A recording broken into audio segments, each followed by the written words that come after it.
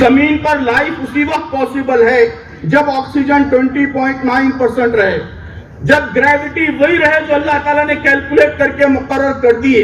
یہی وہ روش ہے جسے قرآن مجید صبر کہتا ہے. صبر. اگر ڈر کے جذبے کو کنٹرول میں نہ رکھیں، خوف کے جذبے کو کنٹرول میں نہ رکھیں، مایوسی کے جذبے کو کنٹرول میں نہ رکھیں تو ہم مایوس ہو جاتے ہیں، ڈر کا شکار ہو جاتے ہیں، مطمئنت کا شکار ہو جاتے ہیں. دونوں طرح کے جذبات کو کنٹرول میں رکھنا ہے. تمہارے دشمنوں کی کوئی سازش، کوئی کانسپریسی تم کو نقصان نہیں پہنچائے گی. قرآن کہتا ہے کہ اللہ تبارک و تعالیٰ نے جن قوموں کے ساتھ اپنے وعدے پورے کیے، سب کے کام آنا یہ ہمارا کام ہے، سب کے مسائل حل کرنا یہ ہمارا کام ہے.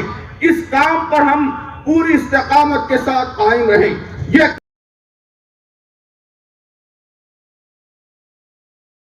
سا ہے حوصلہ دین حق کا امی، عدل کا ترجمہ. اے میرے نوجوان جا رہا ہے کہاں؟ آج کیوں نوجوانی سے بیزار ہے، الجھنوں میں جہاں کی گرفتار ہے. بے حیائی فحاشی ہے عریانیاں، رنج و غم خوف و دہشت و مایوسیاں. زندگی کا رہا کوئی منشا نہیں، بے حسی بزدلی تیرا شیوا نہیں. کیوں تجھے راس لائے یہ کار ضیاء، اے میرے نوجوان جا رہا ہے کہاں؟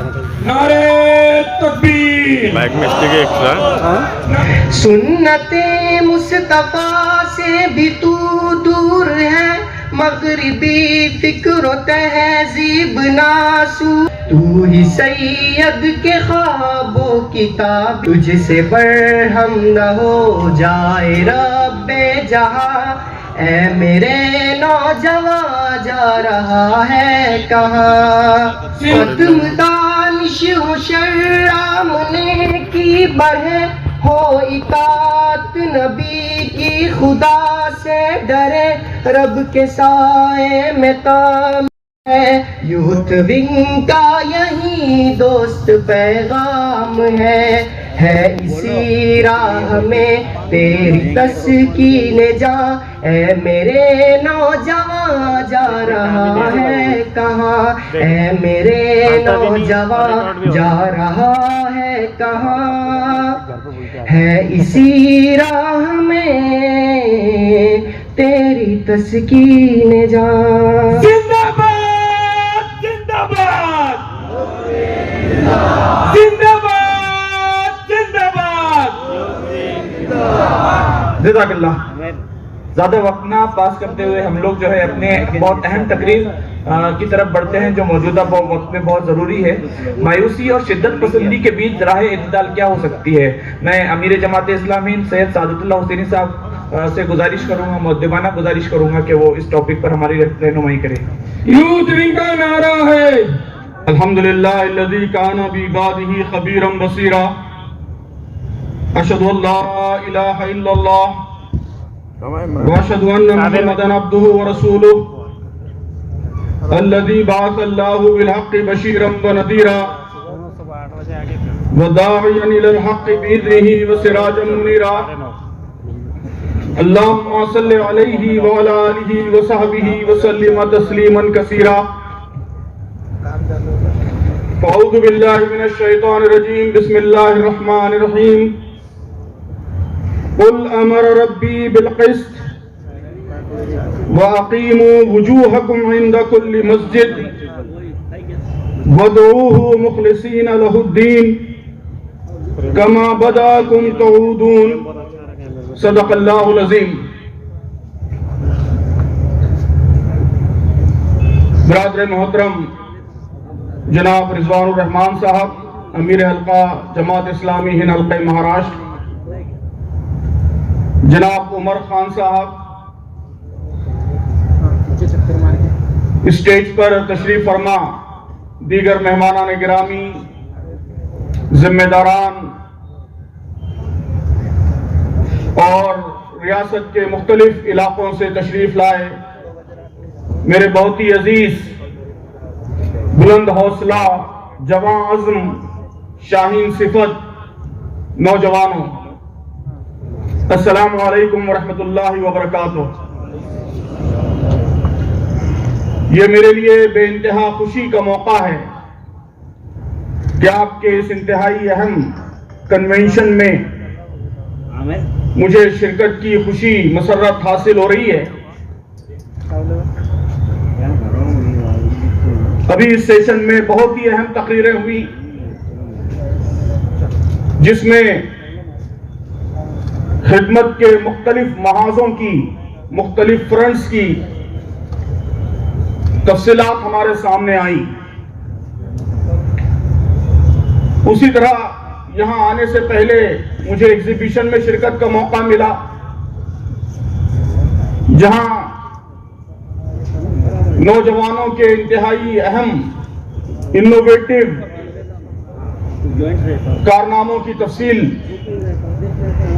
ایگزیبٹ کی جا رہی ہے، تو ان سب کو دیکھ کر اندازہ ہوتا ہے کہ آپ ایک بڑی تبدیلی کا عزم لے کر یہاں جمع ہوئے ہیں، ریاست کو بدلنا چاہتے ہیں، پوری ریاست میں ایک پازیٹیو چینج لانا چاہتے ہیں۔ یہ چینج ہر محاذ سے متعلق ہے کہ آپ اس ریاست کو برائیوں سے پاک کرنا چاہتے ہیں، نشے سے پاک کرنا چاہتے ہیں، ہیومن ٹرافکنگ سے پاک کرنا چاہتے ہیں، یہاں کے سٹیز کو سسٹینیبل ڈیولپمنٹ کا ماڈل بنانا چاہتے ہیں، یہاں بزنس کو فروغ دینا چاہتے ہیں، انوویشن کو فروغ دینا چاہتے ہیں، غربت ختم کرنا چاہتے ہیں، نابرابری ختم کرنا چاہتے ہیں۔ تو میرے لیے آج ٹاپک جو رکھا گیا ہے اس کا تعلق امید سے ہے، ہوپ، آشا۔ میں سمجھتا ہوں کہ مہاراشٹر کے مختلف مقامات سے اتنی بڑی تعداد میں عزم و حوصلے کے ساتھ اور ایسے بلند مقاصد کے ساتھ جمع ہونے والے نوجوان، یہ خود سب سے بڑی امید ہے، یہ خود سب سے بڑی ہوپ ہے، سب سے بڑی آشا ہے۔ تو عزیز نوجوانوں، یوتھ ونگ، آپ کی نوجوانوں کی تنظیم یہ امیدوں کا لشکر ہے، یہ حوصلوں کا کارواں ہے، یہ عشق بلاخیز کا قافلہ ہے۔ اللہ تعالیٰ سے دعا ہے کہ اللہ تعالیٰ صحیح معنوں میں اس قافلے کو اس پوری ریاست میں ایک نئی صبح، ایک نئی شہر کے طلوع کا ذریعہ بنائے۔ آپ کے ذریعے یہاں ایک بڑی زبردست مثبت تبدیلی آئے اور یہاں کے لوگوں کی جائز آرزوئیں، ان کے خواب، ان کی امیدیں یہ آپ کے ذریعے پوری ہوں۔ اس وقت حالات پر کسی تفصیلی گفتگو کا موقع نہیں ہے۔ حالات کیا ہیں یہ آپ سب کے سامنے ہیں کہ ہمارا ملک اس وقت بدترین فرقہ پرستی کی، سامپردائکتا کی، کمیونلزم کی زد میں ہیں۔ فرقہ پرست طاقتیں یا کمیونل فورسز کیا چاہتی ہیں؟ وہ یہی چاہتی ہیں کہ ملک کے عوام کے درمیان دوری پیدا ہو، مختلف سامپردائے، مختلف کمیونٹیز، مختلف فرقے وہ ایک دوسرے سے دور ہوں، ان کے درمیان باہم لڑائیاں پیدا کی جائیں، پولرائزیشن پیدا کیا جائے، مسلمانوں کو الگ تھلگ کر کے رکھ دیا جائے۔ یہ فرقہ پرست طاقتیں یہ بھی چاہتی ہیں کہ مسلمان وہ صرف اپنے مسائل میں الجھے رہیں، صرف اپنی سیکیورٹی، اپنا تحفظ، اپنی سلامتی، اپنے آپ کو بچانا یہ ان کی واحد دلچسپی، ان کی کوششوں کا واحد محور و مرکز بن جائے۔ ملک کے مسائل پر، پوری ہیومینٹی کے مسائل پر، ریاست کے مسائل پر سوچنے کا، اس کے لیے کنٹریبیوٹ کرنے کا آپ کو موقع ہی نہ ملے۔ ملک کے ریکنسٹرکشن میں، اس کی تعمیر و ترقی میں آپ کا کوئی رول، آپ کا کوئی کردار نہ ہو۔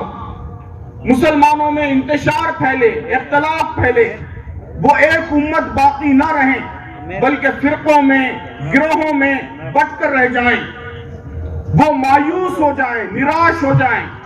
پست ہمت ہو جائیں، ہمت ہار دیں، یا دوسری طرف وہ ایکسٹریمزم کے شکار ہو جائیں، عتیوات کے، انتہا پسندی کے شکار ہو جائیں۔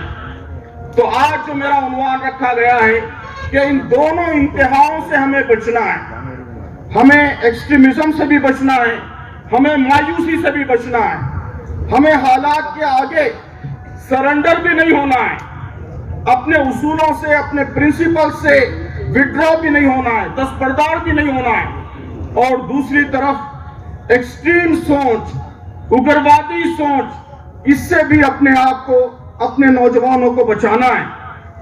عزیز نوجوان دوستو، اگر آپ تاریخ کا، اتہاس کا مطالعہ کریں تو آپ کو معلوم ہوگا کہ قوموں پر جب سخت حالات آتے ہیں، مشکلات آتی ہیں، چیلنجز آتے ہیں، پریشانیاں آتی ہیں، تو دو طرح کے رویے، دو طرح کی سوسائیڈل ٹینڈنسیز، آتم ہتیا کے رویے، خودکشی کے رویے ان کے اندر پیدا ہو جاتے ہیں۔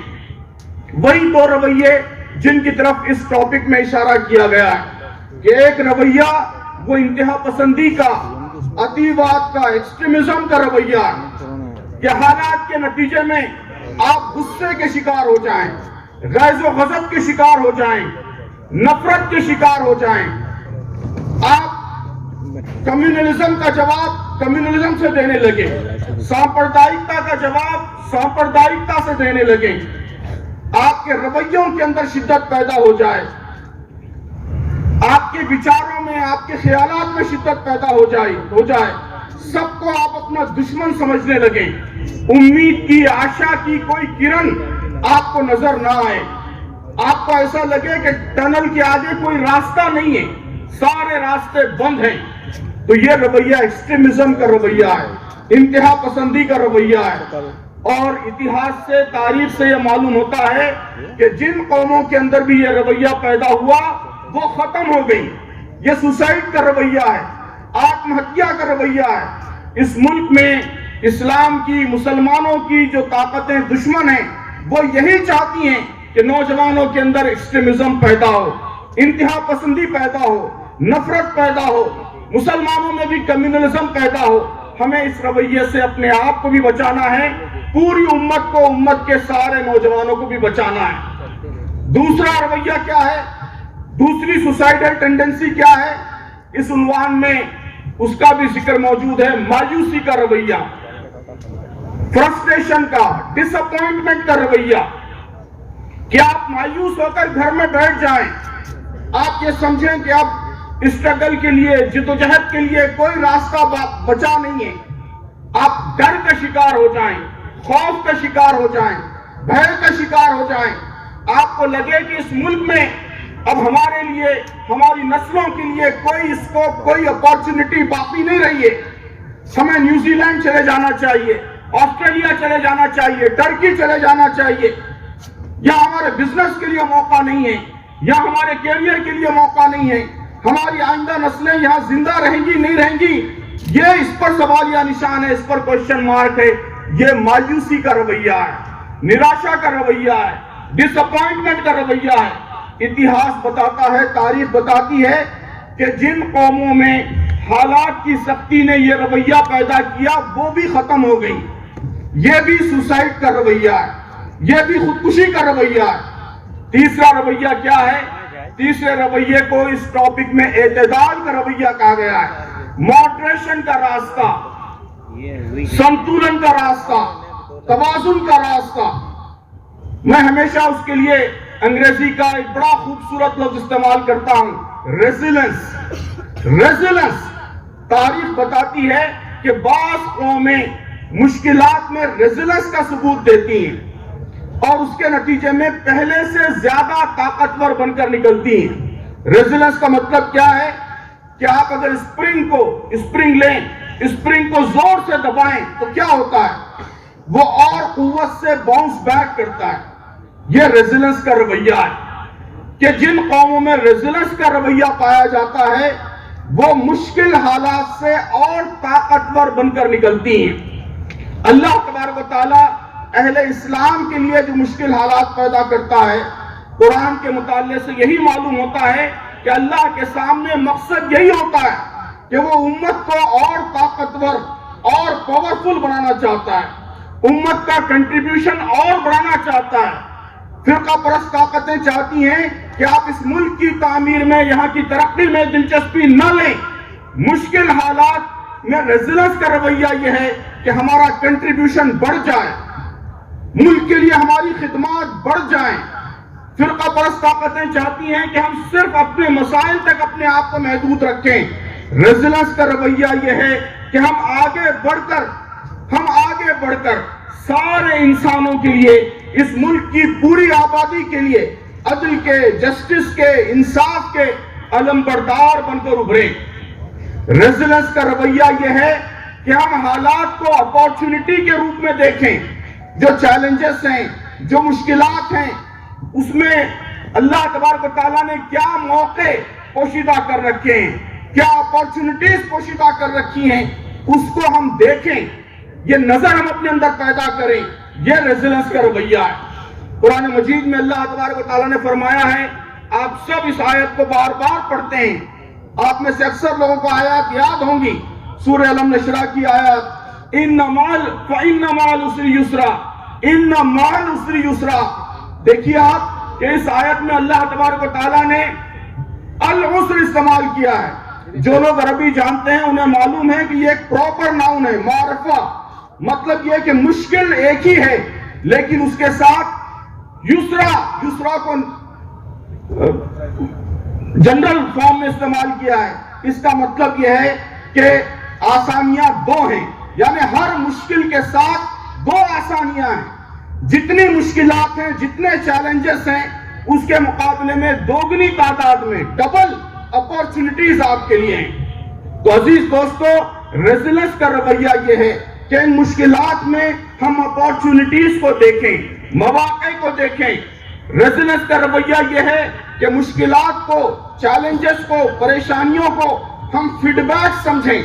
یہ فیڈ بیک ہے، اس سے ہم کو معلوم ہوگا کہ ہماری غلطیاں کیا ہیں، ہماری کمزوریاں کیا ہیں، ہماری ویکنیسز کیا ہیں جن کو ہمیں دور کرنا ہے، ہم کیسے اپنے رویوں کو بہتر بنا سکتے ہیں، ہم کیسے آئندہ اپنی اسٹرگل کو اور ایفیکٹو اور مؤثر اور زیادہ بہتر بنا سکتے ہیں۔ 70 برسوں میں جو کچھ ہم نے نہیں کیا وہ ہم آئندہ کریں گے۔ ہم اپنے کاموں کو اور بہتر بنائیں گے، اور ایفیکٹو بنائیں گے، اور طاقتور بنائیں گے۔ تو یہ جو مشکلات کی بھٹی دہکائی گئی ہے وہ اسی لیے دہکائی گئی ہے کہ آپ کو کندن بنا کر نکالا جائے، تاکہ آپ اپنا رول، اپنا کردار اس ملک میں اور بہتر طریقے سے انجام دے سکیں۔ عزیز دوستو، ریزیلنس یہ ہے، ابھی آج کی تذکیر میں سیدنا یوسف علیہ السلام کا ذکر آیا۔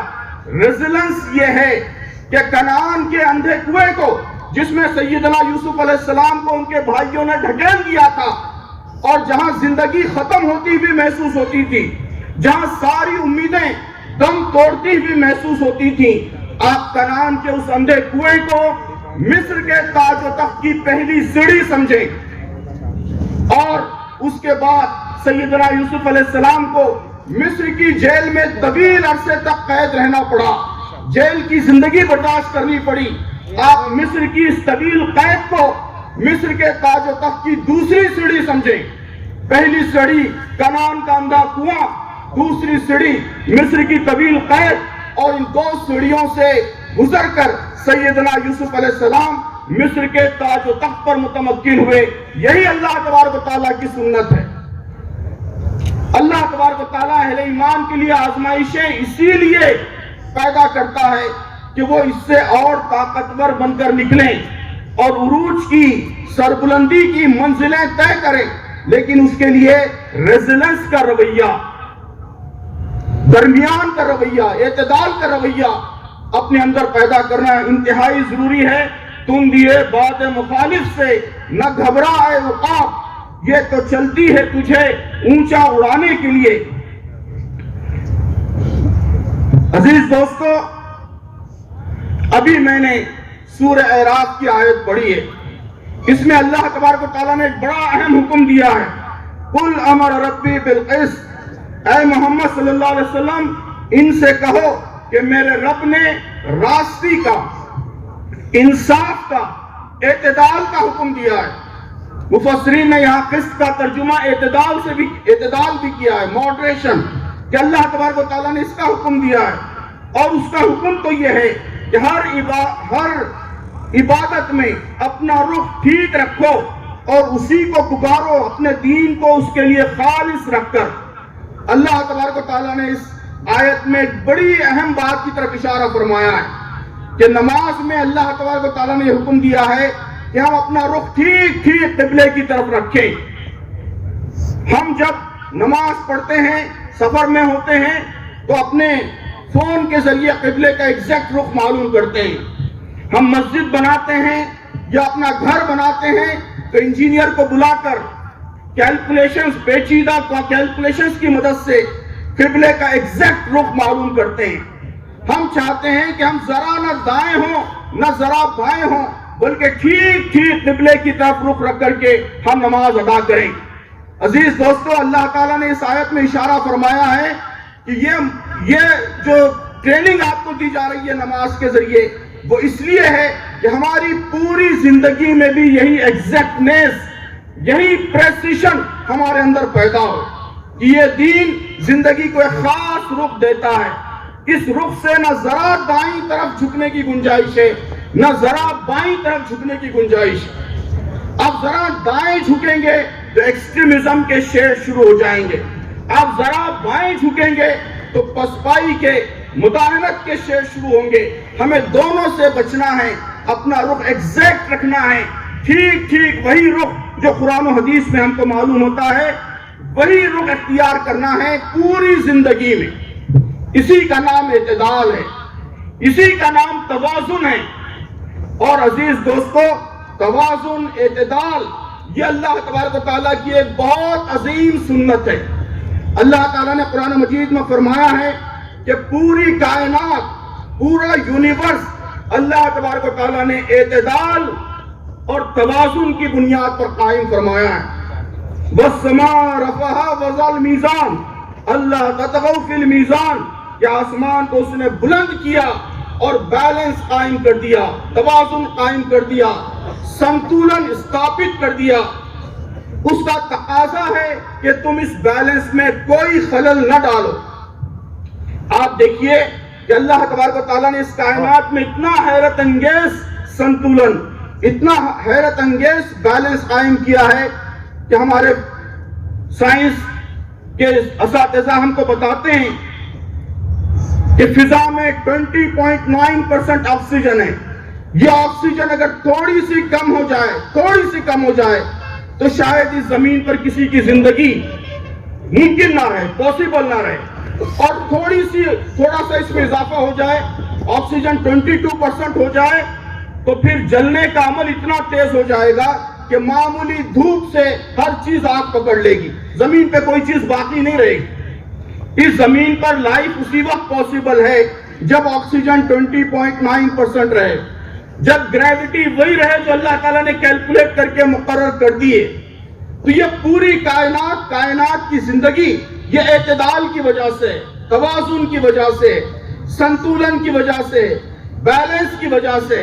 اسی طرح انسانی زندگی بھی اگر کامیاب ہو سکتی ہے، میری آپ کی زندگی کامیاب ہو سکتی ہے، امت مسلمہ کی زندگی کامیاب ہو سکتی ہے، تو وہ اعتدال کے نتیجے میں ہی کامیاب ہو سکتی ہے۔ اسی لیے اللہ تبارک و تعالیٰ نے اس امت کو امت وسط قرار دیا ہے۔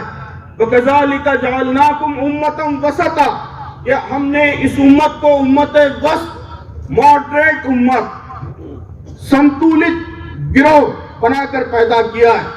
تو اسی اعتدال کے راستے پر ہمیں قائم رہنا ہے۔ اعتدال کی یہی وہ روش ہے جسے قرآن مجید صبر کہتا ہے۔ صبر کیا ہے عزیز دوستو؟ صبر یہ ہے کہ ہم اپنے ایموشنز کو، اپنے جذبات کو، اپنی بھاوناؤں کو قابو میں رکھیں۔ یہی صبر ہے۔ دنیا میں جتنی برائیاں ہیں، جو کچھ بگاڑ ہے، وہ بگاڑ صرف اور صرف اس وجہ سے پیدا ہو جاتا ہے کہ ہمارے جذبات بے قابو ہو جاتے ہیں، ہمارے کنٹرول کے باہر ہو جاتے ہیں۔ ابھی یہاں جن برائیوں کا ذکر ہوا، ڈرگز، لوگ کیوں ڈرگ ایڈکٹ بن جاتے ہیں؟ کیوں اپنے جذبات پر قابو نہیں رکھ پاتے، اپنے نفس پر قابو نہیں رکھ پاتے؟ لوگ کیوں ہیومن ٹریفکنگ کا شکار ہو جاتے ہیں؟ وہ اپنے نفس پر قابو نہیں رکھ پاتے۔ اسی طرح انتہا پسندی کا لوگ اسی وقت شکار ہوتے ہیں جب وہ اپنے جذبات پر، اپنے ایموشنز پر قابو نہیں رکھ پاتے۔ اگر آپ اپنے غصے کے ایموشن کو کنٹرول میں نہ رکھیں، اگر آپ بدلہ لینے کے، انتقام کے جذبے کو کنٹرول میں نہ رکھیں، تو آپ ایکسٹریمزم کا شکار ہو جاتے ہیں۔ اور اسی طرح اگر ڈر کے جذبے کو کنٹرول میں نہ رکھیں، خوف کے جذبے کو کنٹرول میں نہ رکھیں، مایوسی کے جذبے کو کنٹرول میں نہ رکھیں، تو ہم مایوس ہو جاتے ہیں، ڈر کا شکار ہو جاتے ہیں، مطمئنت کا شکار ہو جاتے ہیں۔ دونوں طرح کے جذبات کو کنٹرول میں رکھنا ہے۔ کچھ جذبات وہ ہیں جو ہمیں ایکسٹریمزم کا شکار بناتے ہیں، اور کچھ جذبات وہ ہیں جو ہمیں مایوسی کا، ڈس اپوائنٹمنٹ کا، خوف کا شکار بناتے ہیں۔ قرآن مجید کہتا ہے کہ کامیابی کا راستہ یہ ہے کہ تمہارے اندر صبر کی صفت پیدا ہو۔ صبر کا مطلب یہ ہے کہ اپنے ایموشنز، اپنے جذبات، اپنے نفس، اس کو قابو میں رکھنے کی، اس کو کنٹرول میں رکھنے کی ہمارے اندر صلاحیت پیدا ہو۔ ہمارے ایموشنز وہ ہماری وزڈم کے، ہماری عقل کے تابع ہوں، ہماری عقل کے ماتحت ہوں۔ عقل اور وزڈم کے مطابق ہمارے ایموشنز، ہمارے جذبات گورن ہوں۔ قرآن مجید کہتا ہے کہ یہ صفت، صبر کی یہ صفت، یہ کامیابی کی ضمانت ہے، یہ کامیابی کی لازمی شرط ہے۔ تو اس ملک میں اگر آپ کامیاب ہونا چاہتے ہیں، آگے بڑھنا چاہتے ہیں، جو کچھ اس سیشن میں راستے دکھائے گئے ہیں ان راستوں پر چلنا چاہتے ہیں، تو عزیز نوجوانوں، سب سے اہم چیز یہ ہے کہ صبر کی یہ صفت پیدا کیجئے۔ قرآن کہتا ہے کہ صبر یہ اول العزم انبیاء کی صفت ہے۔ فاصبر کما صبر اول العزم من الرسل، کہ صبر کرو جیسا کہ اول العزم انبیاء نے، اول العزم پیغمبروں نے صبر کیا۔ قرآن کہتا ہے کہ صبر کے راستے پر چلو، اپنے ایموشنز کو کنٹرول میں رکھو، تو تمہارے دشمنوں کی ساری سازشیں ناکام ہو جائیں گی، ساری کانسپریسیز ناکام ہو جائیں گی۔ وَإِن تَصْبِرُوا وَتَتَّقُوا لَا يَضُرُّكُمْ كَيْدُهُمْ شَيْئًا، کہ اگر تم تقوی سے کام لو اور صبر سے کام لو تو تمہارے دشمنوں کی کوئی سازش، کوئی کانسپریسی تم کو نقصان نہیں پہنچائے گی۔ قرآن کہتا ہے کہ اللہ تبارک و تعالیٰ نے جن قوموں کے ساتھ اپنے وعدے پورے کیے، جنہیں سربلندی عطا کی، جنہیں عروج عطا کیا، جنہیں کامیابی عطا کی، وہ صرف اور صرف اس وجہ سے تھا کہ انہوں نے صبر کا رویہ اختیار کیا۔ وَتَمَّتْ كَلِمَةُ رَبِّكَ الْحُسْنَىٰ عَلَىٰ بَنِي إِسْرَائِيلَ بِمَا صَبَرُوا، کہ بنی اسرائیل کے سلسلے میں اللہ تعالیٰ کے وعدے پورے ہوئے صرف اس لیے کہ انہوں نے صبر کا رویہ، صبر کا راستہ اختیار کیا تھا۔ تو عزیز نوجوانوں، اعتدال کا راستہ، صبر کا راستہ، ماڈریشن کا راستہ کیا ہے؟ میں 2-3 پوائنٹس، صرف پوائنٹس کی شکل میں سمرائز کرتے ہوئے، اس کا خلاصہ بیان کرتے ہوئے اپنی بات ختم کرتا ہوں کہ صبر کا، اعتدال کا راستہ یہ ہے کہ ہم ہرگز اشتعال کا شکار نہ ہوں، ہم پرووک نہ ہوں۔ آج ساری اسلام دشمن طاقتیں، کمیونل فورسز، وہ طرح طرح سے آپ کو پرووک کرنا چاہتی ہیں، آپ کو جذبات میں لانا چاہتی ہیں، آپ کو اشتعال میں لانا چاہتی ہیں۔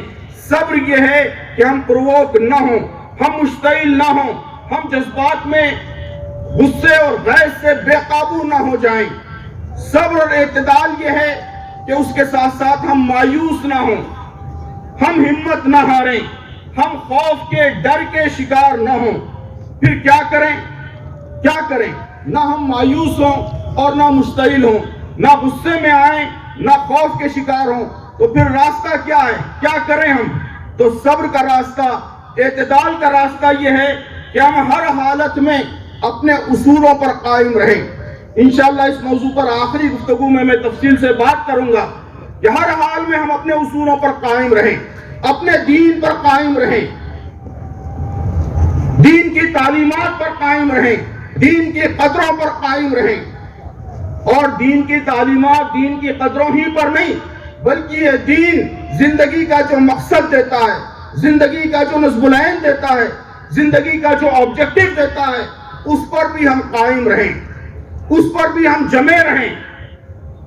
ہم امت وسط ہیں، ہمارا کام سارے انسانوں کو اللہ کا پیغام پہنچانا ہے۔ یہ کام ہم ہر حالت میں کرتے رہیں۔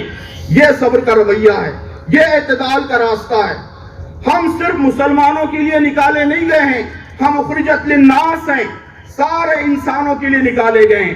سب کو برائی سے بچانا ہمارا کام ہے، سب کو جسٹس فراہم کرنا یہ ہمارا کام ہے، سب کے کام آنا یہ ہمارا کام ہے، سب کے مسائل حل کرنا یہ ہمارا کام ہے۔